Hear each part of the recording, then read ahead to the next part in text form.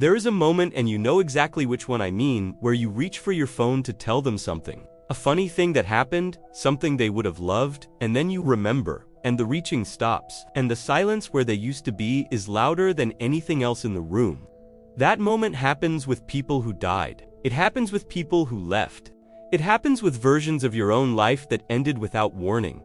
The job that defined you, the city that felt like home, the person you were before something broke and didn't fully put itself back together. Loss is not one thing. It's not just death. It's the end of anything that mattered enough to leave a shape behind when it was gone. And this video is about what happens inside you when that shape doesn't fill in. The first thing to understand is that your brain does not process loss the way you think. It does when you lose someone or something that was deeply part of your life. Your nervous system doesn't simply register an absence and move on. It keeps searching. Neuroscientist Mary Frances O'Connor, who has spent 2 decades studying grief, found that the brain encodes the people we love as part of our own predictive system, the part that tells us what to expect from the world, where safety is, what tomorrow looks like. When that person is gone, the predictions don't automatically update. The brain keeps generating expectations it can no longer fulfill. Keep reaching for the phone, keep turning to say something, keep setting a place at the table that nobody will sit at. This is not weakness, this is not denial. This is your nervous system doing exactly what it was built to do, maintaining the map of the world it learned to navigate. The map just hasn't caught up to the territory yet. And the gap between the map and the territory, that gap is where grief lives. Loss doesn't come in one form. It comes in at least 3, and the hardest one is the one that nobody talks about. The first is the loss of a person, death, or the end of a relationship that felt like a life. The person exists or existed, and now the specific version of the world that included them is over. What makes this particular loss so disorienting is that it's not just them you lose. You lose the version of yourself that existed in relation to them. The person you were when you were with them, the you that only they knew how to reach. That version of you has nowhere to go now. It just stays, looking for somewhere to land. The second is the loss of a life you thought you were going to have. This one is harder to name because nobody died. Nothing dramatic happened. But the future you had been building in your imagination, the relationship that was supposed to last, the career that was supposed to work, the city that was supposed to become home, quietly stopped being possible. And nobody tells you that you're allowed to grieve something that never existed. Nobody holds a funeral for a future. But the loss is just as real. The absence is just as loud. The third is the loss of who you used to be before the thing that happened. Before the grief, or the failure, or the years that went differently than you planned. You can sometimes see that earlier version of yourself clearly, the one who moved through the world with a lightness you no longer have, who had not yet learned the specific weight that you now carry. And you miss them. You miss yourself. And you don't know how to explain that to anyone without sounding like you've lost something that was never a person at all. Psychologist Colin Murray Parks, who spent a lifetime studying bereavement, described grief as the cost of commitment. The depth of what you feel is not a measure of how broken you are. It is a measure of how much you loved, how much you invested, how much it mattered. The grief is not the problem. The grief is the proof. And yet, the world treats grief as something to move through, a process with stages and timelines and endpoints, a problem to be solved and a wound to be closed. Get back to normal. It takes time. You'll be okay. But here is what the research actually shows. Grief does not end. It integrates. The people who navigate loss most fully are not the ones who get over it, because getting over it is not what happens. They are the ones who find a way to carry it without being crushed by it, who learn to hold the absence and still move forward, not past the loss, forward, with it. Think of it like a room in a house you've lived in your whole life. The room was always full of light, full of noise, full of the specific presence of the person or the thing or the version of yourself that you lost. And one day, the room empties, and you close the door, because looking at the empty room is too much, because the empty room is louder than any full room has ever been. The mind doesn't want you to open that door. The mind has a job to keep you functional, to keep you moving, to protect you from being flattened by what's on the other side. So it builds things in front of the door: busyness, distance. The numbness that isn't peace but feels safer than pain. The anger that's easier to carry than sadness. The version of fine that you perform for everyone around you so they stop asking. But here's what Spoony knows, and what the research on grief consistently confirms. The room doesn't disappear because you closed the door. The grief doesn't process because you avoided it. The door just stays closed, and some part of you stands in front of it all the time, making sure it stays that way. Using energy you could spend on living, Muggsy has been standing in front of a door like that for longer than he'd admit.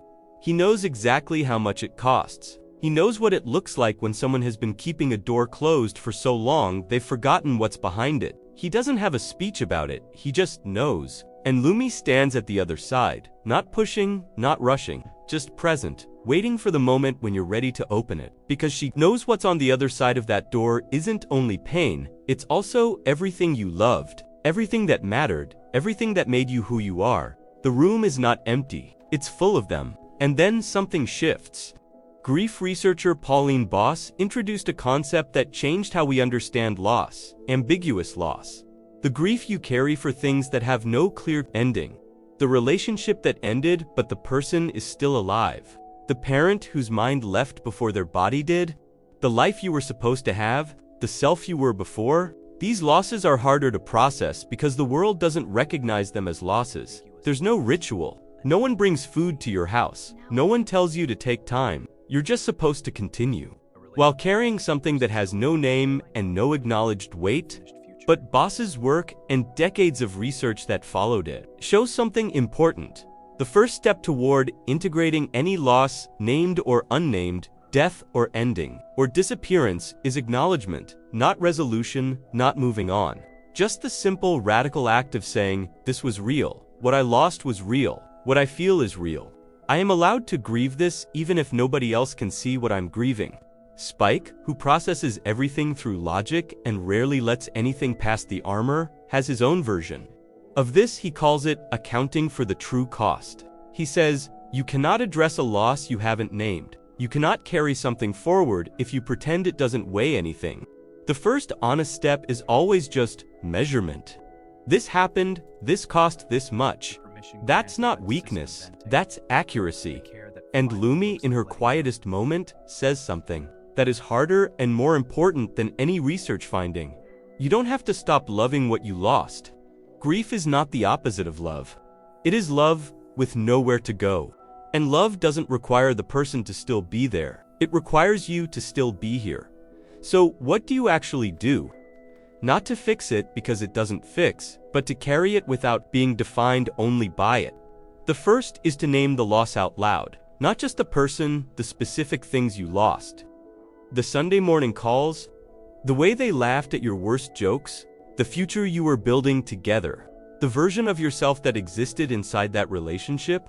Grief researcher Robert Neimeyer, whose work on meaning-making and loss spans for decades, found that people who could articulate the specific, concrete details of what they lost, not just I lost them, but the particular texture of what was gone, integrated their grief more fully than those who held it as one undifferentiated weight.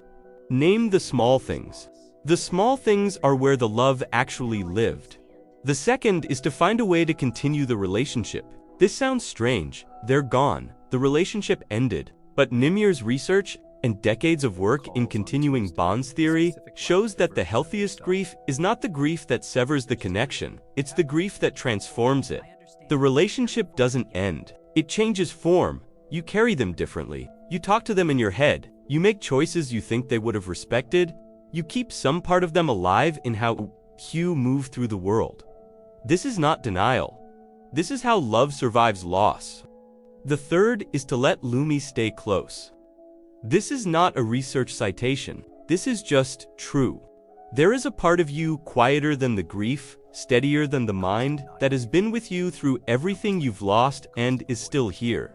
That part knows something the mind doesn't. That you have survived every loss you thought would finish you. That the capacity to love that deeply was never a mistake. That the grief is not evidence that you shouldn't have loved. It's evidence that you did, and that you are someone who loves that way. That's not a wound, that's who you are. You are not going to get over this, and you don't have to. You are going to carry it, and slowly, not on anyone else's timeline, not according to any stage or phase or prescribed endpoint. You are going to learn to carry it in a way that leaves your hands free for other things, for new things, for the things and the people and the versions of yourself that are still here, still possible, still worth reaching for. The room isn't empty. Close your eyes and go back there. Everything you loved is still in it. Not gone, changed form, not over-transformed. The love didn't end when they did. It just became yours to hold alone now. And you are strong enough to hold it. You always were. The grief is the proof. So the next time the reaching happens, the moment you turn to tell them something, and remember, don't stop the reach, let it happen. Let yourself feel the full weight of who they were to you. And then, quietly, tell them anyway.